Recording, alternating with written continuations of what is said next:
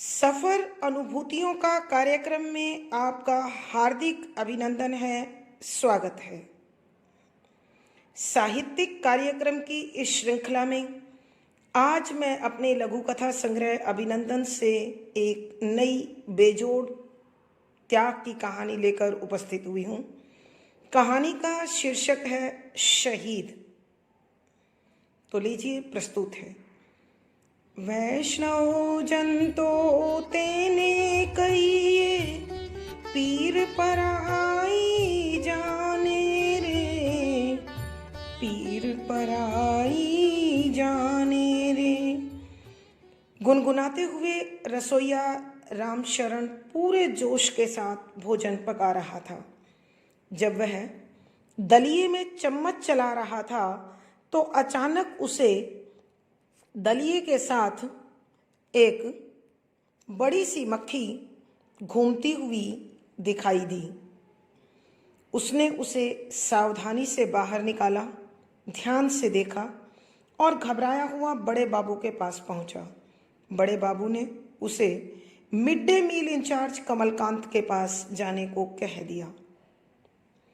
कमलकांत कहीं काम से बाहर गया हुआ था, इसलिए रामशरण फिर बड़े बाबू के पास जाकर कहने लगा, बाबूजी, साहब नहीं है, आप ही देख लीजिए ना, बच्चों को खाना देने का समय होता जा रहा है। बड़े बाबू ने कहा, यह काम कमलकांत का ही है, वही देखेगा। कमलकांत को फोन करके बुलाओ। जब वह रसोई घर में पहुंचा तो रामशरण ने एक सांस में कहा, साहब, दलिया और निकाल दीजिए, मैं तुरंत बना देता हूँ। बच्चों की भूख का समय हो रहा है। कमलकांत ने पूछा, क्यों, क्या हुआ? रसोइये ने मक्खी दिखाते हुए कहा, साहब देखिए, दलिये में यह मक्खी गिरी हुई थी, कहीं यह जहरीली ना हो। कमलकांत ने कहा, अरे रामशरण, ये छोटी सी मक्खी है, क्या बात करते हो? मक्खी भी कभी जहरीली होती है? चलो दलिये में गुड़ डालो, दलिया बांटने का समय हो रहा है।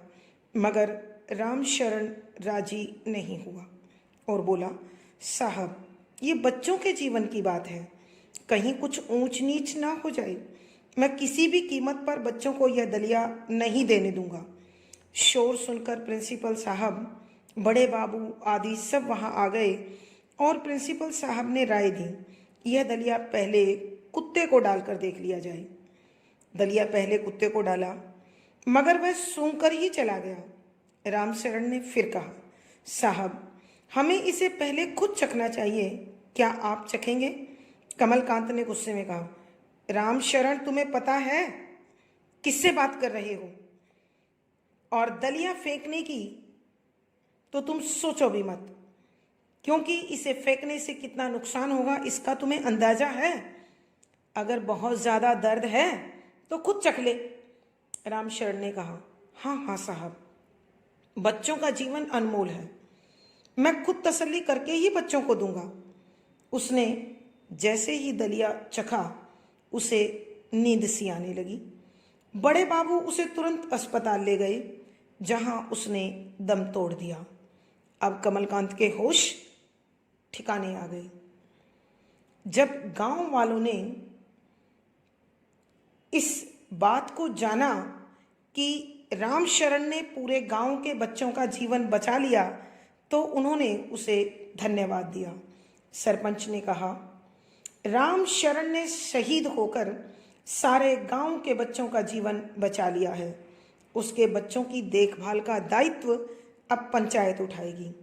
हम उसे शहीद का सम्मान देकर उसका स्मारक बनवाएंगे। बच्चे खुशहाल